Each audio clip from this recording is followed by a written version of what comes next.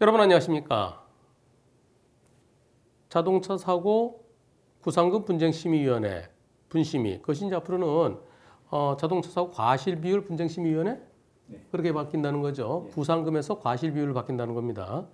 그런데 문제는요, 이 책 요거 1974년도 일본에서 만들어진 책을 기본으로 하고 거기다가 자꾸 뭔가를 붙이고 해서 좀 나쁘게 표현하면 너덜너덜해진 약 50년 전에 일본 것을 기본으로 하고 거기다 조금씩 수정 중고판이에요.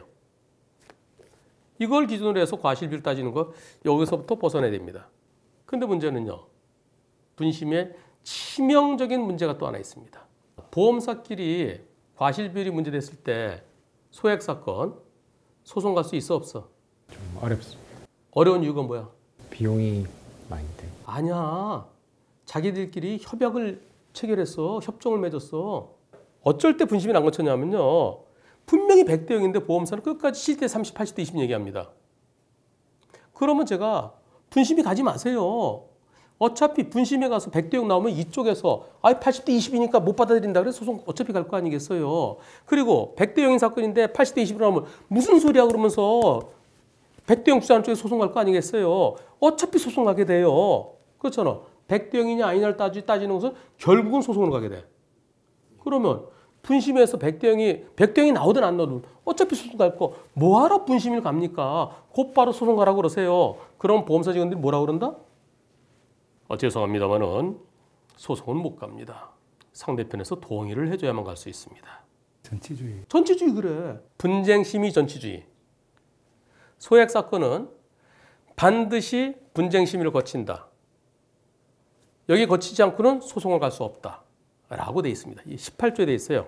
모든 협정에서는 구상 분쟁에 관하여 먼저 이 협정에 정한 분쟁 해결 절차 종료되지 않으면 법원에 제소하거나 중재 청구 등 강제적 분쟁 해결 청구를 하지 아니한다. 소송을 못하도록 해놨습니다. 그래서 반드시 이걸 거치도록 해놨어요. 자기들끼리. 예외가 있어요. 이거는 분심이 가지 않고 곧바로 소송 가자. 여기 뭐라 돼 있냐면은 분쟁 당사자가 심의 청구 전치주의 의무를 적용받지 아니하기로 서면으로 합의한 경우 우리 곧바로 소송 가자라고 합의하면은 여기에 거치지 않고 소송으로 갈 수 있습니다. 구두가 아니라 서면으로 합의하면. 그래서 이걸 갖다 보험사 직원들은 동의라고 그래. 자, 우리가 소송 가자. 오케이. 그게 합의잖아. 그래서 상대편에 둘이서 서로 곧바로 소송 가자라고 하는 거는 소송 갈 수 있지만 어느 한쪽에서 버티면 저쪽에서 아니야 버텨. 그러면은 반드시 이걸 거쳐야 돼요. 이게 독소조항이라는 거예요, 이게. 왜냐? 100대 0이 분심에 가면 100대 0이 나올 가능성이 과연 얼마나 될까? 많이 낮은 것 같습니다. 100대 0으로 될 수도 있고 안 되는 경우가 제법 있다는 거예요. 그래서 법원에까지 가야 된다는 겁니다. 근데 문제는 어디 있느냐? 제가 볼 때 100대 0이에요. 근데 분심에서 8대 2나 9대 1이 나왔어요. 그래서 불만이 있어서 법원에 갔어요. 법원에 가면은 법원은 1심이 소액, 단독, 합의부 세 가지입니다. 합의부는 판사 3명이 하고요. 단독은 판사 1명에서 하는 건데요. 단독 중에서 3천만 원까지지? 3천만 원까지는 소액 사건이에요. 소액 사건 한번 어디 거치는 데가 있어요. 어디 거치지? 조정해부도. 소액 사건을 오면 일단 조정해부합니다. 분심이 거쳤던 사건들은 변호사들이 합니다. 그 변호사분들이 한 건 조정하는데 몇 분 걸릴까요? 제가 서울중앙지방법원에서 상임조정위원을 1년 동안 했습니다. 상임조정위원이라는 것은 매주 목요일 날 오전에 가서 10시부터 12시까지 제가 2시간 동안에 몇 건 했을까요? 3건. 제가 기록 보면서 이건 좀 문제가 그런데 잠깐만요. 블랙박스 영상 있나요? CD 있네요. 자, 같이 좀 봅시다. 그러면은 보험사, 자주 오는 보험사 직원은 이제 친해져요, 나중에 저한테 뭐라 그러면 변호사님 근데요. 변호사님 너무 오래 하세요. 저 다른 변호사님은요. 한 3분이면 끝나는 것 같아요. 분심이 거쳤다 온 사건들을 다른 변호사분들은 그렇게 빨리 한대. 그 직원의 표현에 의하면은 3분 정도면 끝나는데 왜 변호사님 30분이나 걸리냐 이거야. 그래서 3분이 이걸 어떻게 끝냅니까? 분심에서 온 대로 그냥 해요. 그냥. 그 직원 표현이 아유 분심에서 온 그대로 하시죠 뭐. 분쟁심의위원회, 소심위원회, 재심의위원회 2번 거쳤어요. 변호사분들이 한 번 하고 변호사 4분이 또 한 번 하고 그러고 왔으니까 변호사들이 어련히 알아서 했겠느냐. 그러면서 또 다른 변호사, 법원의 조정위원 변호사도 그냥 그대로 한다는 겁니다. 그럼 보험사는 어떻게 해? 박 부장. 자, 그래서 분심위에서 80대 20, 법원의 조정에서 또 80대 20. 그럼 보험사는 뭐라고 그래? 계약자한테. 법원에서도 이렇게 봤습니다. 법원에서 역시 80대 20입니다. 그러니까 이제 끝낼 때가 됐습니다. 그래서 끝내라고 권유를 합니다. 권유가 아니라 종용에 가까울 때도 있습니다.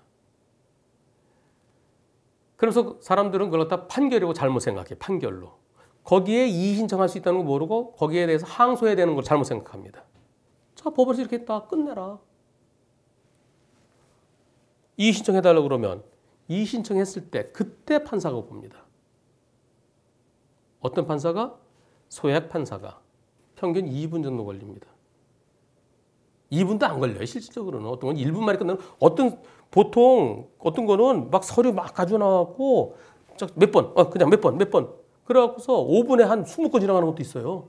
그럼 기록을 과연 자세히 볼 수 있을까요? 이번 주에 5, 60건, 다음 주에 5, 60건 계속인데. 그래서 기록을 제대로 못 볼 가능성이 있다는 거죠. 그래서 변호사가 봤죠. 변호사 4사람이 봤죠. 법원의 조정위원이 봤죠. 이번에 판사가 앞에 나왔던 결정 그대로 판결에 하는 경우가 있을 수 있다는 거죠. 바뀌는 경우도 있지만 그대로 되는 경우가 있을 수 있다는 거죠. 그게 문제입니다. 그런데 나중에 그 사건이 왜 그렇게 판결이 됐을까요?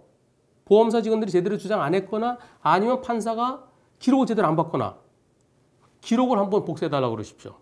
보면은 치명적인 문제점이 있습니다. 보험사 송무 담당자들이 구상 송무 담당자들이 열심히 주장했는데 치명적으로 빠뜨린 게 있어. 블랙박스 영상을 제출 안 했어요.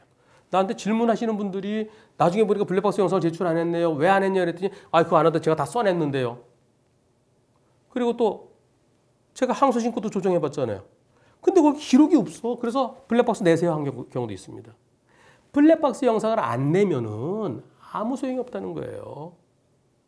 그리고 또 하나, 블랙박스 영상을 냈더라도 판사가 봐야 됩니다. 근데 소액사건 판사들이 자기 방에서 보겠지? 100% 본다고 보장할 수 있을까? 처음부터 바로 소송 갔으면 그럼 판사가 새 거니까 보지요. 그리고 조정위원들도 기록을 보지요.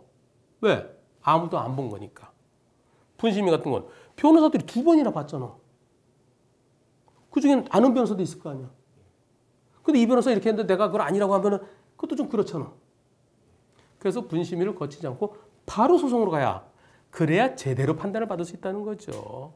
분심위 거치면 이미 사건이 이미 망가진다는 거예요. 그래서 분심위 거치지 말고 바로 소송해라. 그런데 바로 이것 때문에 상대가 동의를 해주지 않으면은 서로 곧바로 소송 가자라고 합의가 되지 않으면 소송을 못 가는, 여기 가서 망가져야만 되는 독소조항입니다. 그래서 어떻게 해야 되겠어? 피보험자가 원하면 바로 소송할 수 있도록 하는 방향이 좋을 것 같습니다. 분심이 가는 걸 원칙으로 한다. 그러나 어느 한쪽에 소송하자고 그러면 소송 간다. 이거보다는 분심이 가는 거는 양쪽의 당사자가 협의된 경우에만 분심이 간다. 보험사는 분심에 대해서 불만이 없어요. 계약자 불만이죠. 계약자 누구예요? 블랙박스 주인. 내가 볼 때 100대0인데 이걸 왜 100대0이 아니라 그러냐. 세상에 피할 수 있는 사람 나와봐. 공중부양하지 않으면 피할 수 있어. 그 누구도 못 피하는데도 분심에서는 100대0 아닌 걸로 나오는 경우가 있습니다. 그래서 이 책을 분심위 심의위원들은 이 책을 버리고서 건전한 상식, 블랙박스에 의한 법원에서의 판단 기준, 그것도 항소심까지 갔을 때 판단 기준을 중심으로 해서 과실비율을 따져야 됩니다. 두 번째, 여기에 반드시 거쳐야 된다? 이거 안 됩니다. 양쪽 당사자가 합의됐을 때만 분심이 간다로 바꾸는 게 좋습니다. 그래야 분심에 대한 민원이 줄어들 겁니다. 여기까지 하겠습니다. 수고했어.